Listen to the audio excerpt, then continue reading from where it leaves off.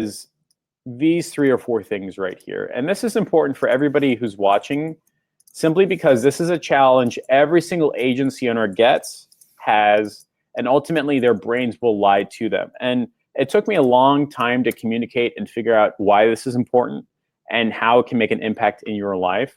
And what I invite you to do is just spend like 10 minutes watching and understanding the exercise and the thought process I'm going to guide you through. Because I genuinely believe at the end of those 10 minutes, you're going to go, this is why I'm stuck. You're going to go, this is why my agency isn't making money. This is why I'm consistently working, but yet feeling unsuccessful. And so for me to communicate that thought exercise, I'm going to be talking about how much Americans make on average every single year. And give me some rope. It's an exercise. Just stay tuned. Just deal with it. By the end of it, you will understand. So how much do Americans make on average every single year? And I'm asking everybody watching right now, all you real life human beings, all the Tony Tovars and all the Robert Dobroloviches and stuff like that, put in the chat, how much do you think the average American makes every year? And I mean salary, like some statistic out there, not like side gigs and Craigslist plus full-time job. I mean, like if I Googled it right now, how much do you think the average American makes every single year? As a human being, as a person, not like as a household, but real life human beings. And yeah, I know you can argue about New York, San Francisco, and St. Louis and all that stuff, but just throw your name in the hat and see what's up. So we've got George saying about $60,000. We got Seth saying 50, Joe saying 42, Jamila saying 45. We've got Jerry with 60, Celia with 50. All in all, most people are saying between $40,000 and $60,000 a year. Nobody is saying 30. Nobody is saying 90. Everybody is saying it about here. So what I did earlier today is actually Googled how much the average person makes every single year. And so when you look up the average American made in the year 2017, the Bureau of Labor Statistics says the average full-time worker salary is $44,000. That's probably not everything that they make. It's probably a wrong number. In fact, I know it's a wrong number. That's the problem with averages. They're always wrong. But let's just play with this right now. $44,000 a year that they're making. Cool, fine, no big deal. That's the average American. Now, what's interesting is that's not money that they have to spend and play with. That is their salary. And so I really wanted to say, how much money do they have to play with? Because as an agency owner, you know, revenue is what you tell everybody, but your take home in your pocket is a totally different conversation. And I wanted to see if I could relate this to the average American. So the average American makes $44,000. Let's just say $45,000 a year. And I know this is old and it's probably higher, but whatever, let's just go with it. $45,000 a year, and then you got to pay taxes. So let's just say $45,000 a year, and you're going to pay 15% in taxes, right? So $45,000 a year times 0.15 is $6,750 in taxes. So right off the top, if anybody's ever gotten like an internship and they go like, I thought I was being paid so much, what the hell is this government doing? This is that experience. So $45,000 minus $6,750 is $3,825. $3,825 take home. Take home, right? It's not really take home, but we'll just call it take home. Now, what's interesting is you've got this, but you also have to pay money to live. Like, you don't get to say, hey, I have $38,250 of money to spend on Disney World. That's not how it works, because the average American tends to rent, pay for a house, likes living not outside. So I then Googled the average American rent. The average rent in America is right here. Oh, that's the wrong one. The average rent in America is $1,405. Okay, so $1,405 times 12 is $16,860. $16,860 in rent. Like, that's insane. Immediately, your income is cut in half. 38,250 minus 16,860 is 21, let's just say $22,000 a year after taxes and after rent. Cool. No big deal. Again, I don't know if this number is big or small, but we're going to figure it out. 22,000 divided by 12 is $1,800 a month. That's it. You very quickly went from $45 a year to $1,800 a month. And I don't know about you guys. I don't have any kids, but I've got a car. My car is a Honda Civic, and I lease it. It costs $220 a month, plus insurance is $320 a month. I'm going to look at the average American car payment. It says the average American car payment is $551. That's like insane. I don't think that's possible. Like, there's no way. I just Googled that right now. I don't think that's real. It just seems so high. I'm going to say the average car payment is $300, and I'm going to be generous, and I'm going to include taxes, maintenance, insurance, and gas. So now you have $1,500 a month. I don't know about you guys, but I also like not having to pay massively through the ass for health insurance. So I get my health insurance through the Obamacare exchange. I pay $300 a month.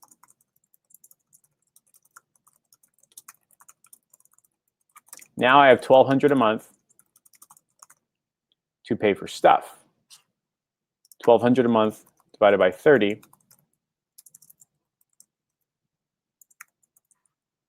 I have $40 a day to live on. Just like that. I'm not talking about shoes or food. I'm not talking about clothes or anything going wrong. Very quickly, $45,000 a year. Well, shit. That's $40 a day. Just like that. Gone. Now, here's what's interesting. There's a whole school of thought that says you have to save money. I get it. You probably should. Your expenses are too high. You can be more frugal. You can save more money. And Dave Ramsey is right, you could. And everybody's running around town saying, be more disciplined with your dollar. Like hinting at, if you just saved more money, you'd be happier somehow and more successful. And I really have a problem with this sentence. I don't think saving more makes you more successful. I don't think the school of thought applies anymore. This isn't the 1940s. Like, this is not real money. Even if this was $60,000 a year, it's still barely any money whatsoever. And what else could you possibly save, by the way?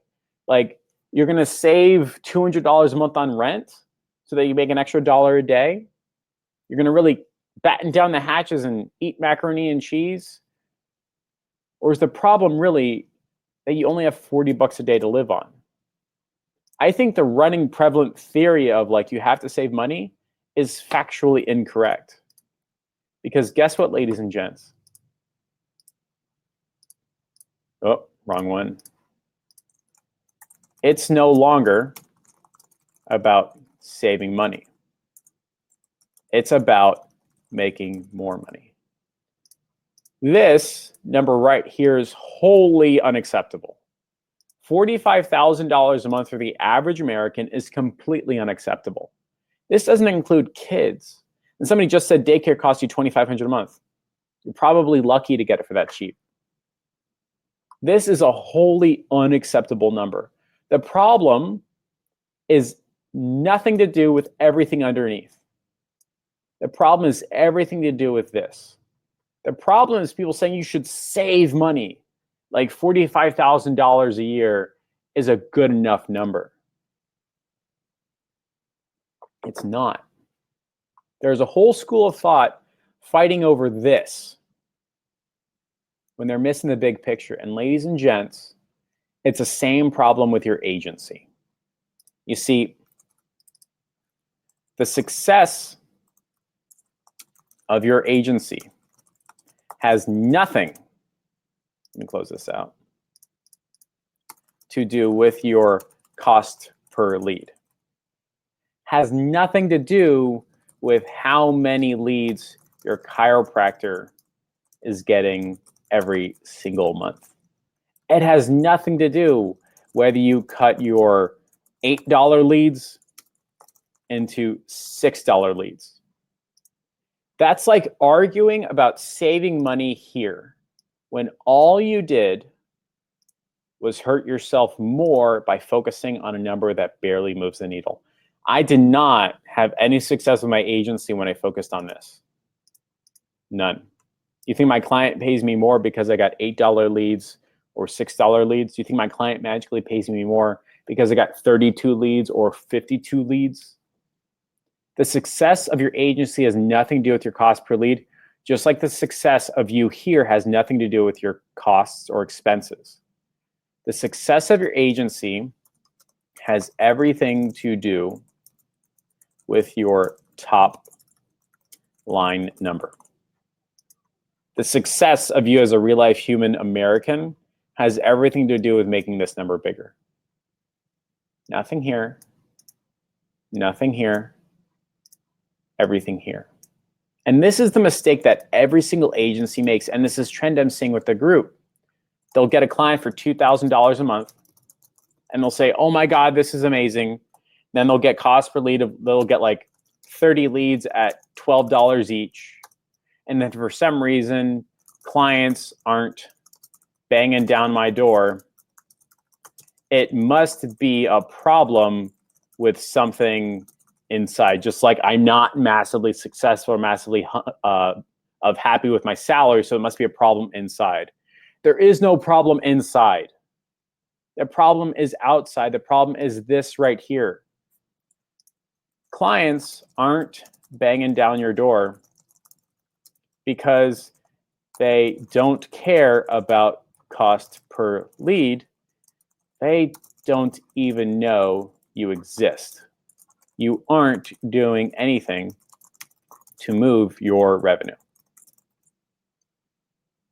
Do you think your client is saying, oh my God, thank you so much for spending 6 hours trying to launch a new ad set that got my cost per lead from $12 to $11? Do you think they give a shit? Do you think you're magically more successful because you shaved 10% off your cost per lead? I don't care if you include ad spend. You're fighting a whole day's revenue to save $50 a month. That's like eating macaroni and cheese, hoping that you'd make more money. It has nothing to do with it. And this is why I thoroughly dislike Dave Ramsey and tend to slightly agree more with Grant Cardone. Well, maybe like agree with 1 or 2% of what Grant Cardone talks about. Because Grant Cardone talks about like the problem is here. It has nothing to do with your costs. None. Your costs are already bare minimum, ladies and gents. You don't have a staff. You don't have employees. You don't have lights. You don't have electric. You don't have huge costs. You don't have bonuses.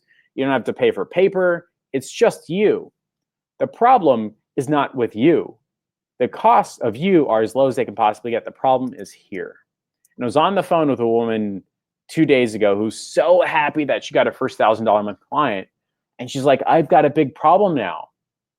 I said, what is it? She says, my cost per leads are increasing.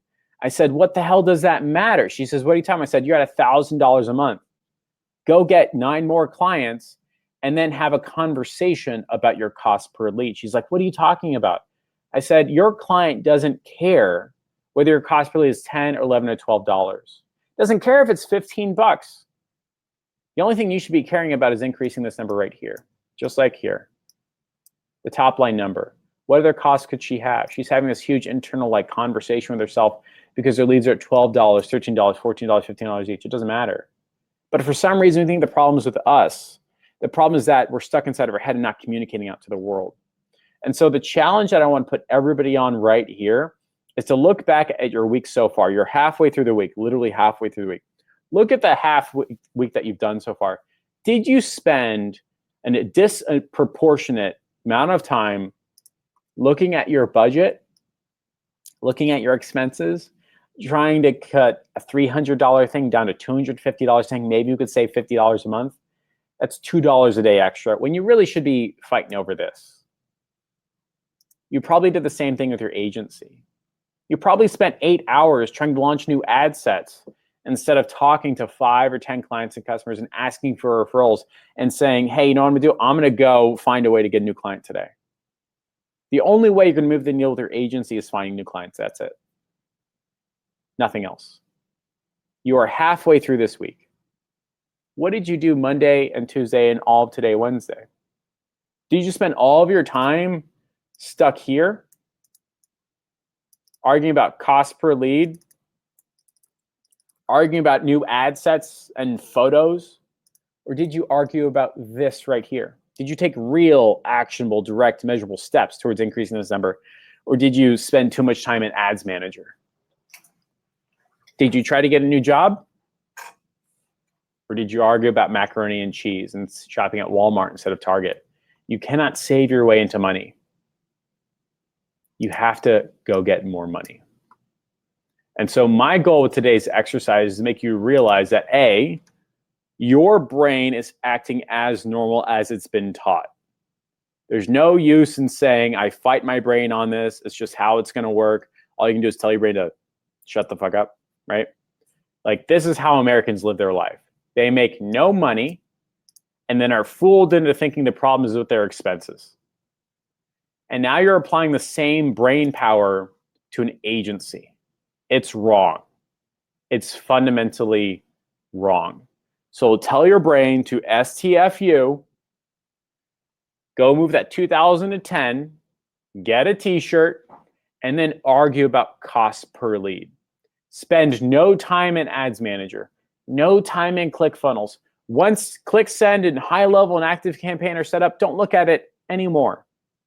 Spend 90% of your waking agency hours trying to get a client, just like you know this person should be spending 90% of their waking hours trying to get a new job. I hope that makes sense.